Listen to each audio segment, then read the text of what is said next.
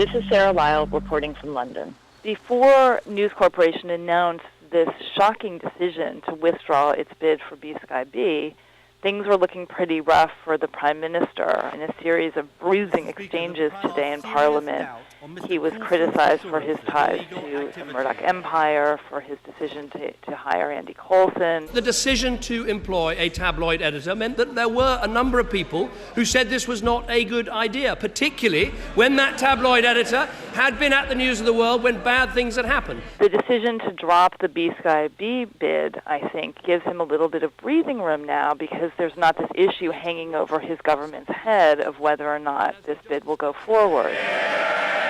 The Prime Minister today has announced the terms of the inquiry that he said he would convene. It will be judge-led. It will take its powers from the Inquiries Act. It will be able to call people under oath. And I think this is absolutely vital. And as I say, there are three pillars to this. There is the issue of police corruption. There is the issue of what happened at the media. And there's also questions for politicians, past, present, and future. One suggestion now is that there should be much greater transparency between reporters and politicians when they have meetings or socialize together. It will need to be out in the open. The latest opinion poll showed, and this was on Sunday, that Cameron's approval rating has not dropped, but that the public was very, very upset about phone hacking, about the Murdoch empire, about the News of the World, and also about the BSkyB bid. Big news today. Are you surprised? I think the rule with Murdoch is always be shocked, never be surprised. He's an incredibly strategic thinker.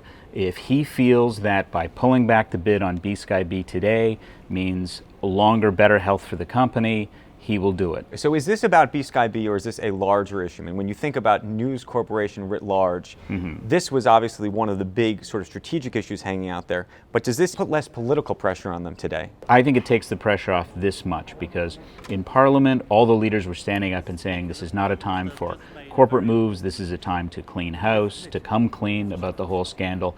He's taken this off the table for now, so yes. This deal was always said to be a James Murdoch deal. Right. And so I'm curious how James Murdoch, the man, will ultimately fare. He's also someone who obviously was in the midst of this hacking scandal. So what does this say about the relationship inside the Murdoch family and empire?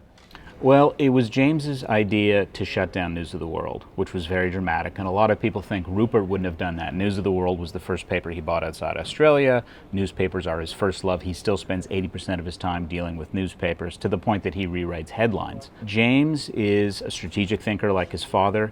He ran BSkyB. He very much wanted this deal. In the long run, this may still be the best way to complete the deal. So you think that 6 months, a year, 2 years from now, they can still come back at this? Yeah, I think they can come back. Don't forget, when Murdoch wanted a waiver for his television stations in New York, he waited, 10, 15 years? He's always been a guy with very, very long horizons.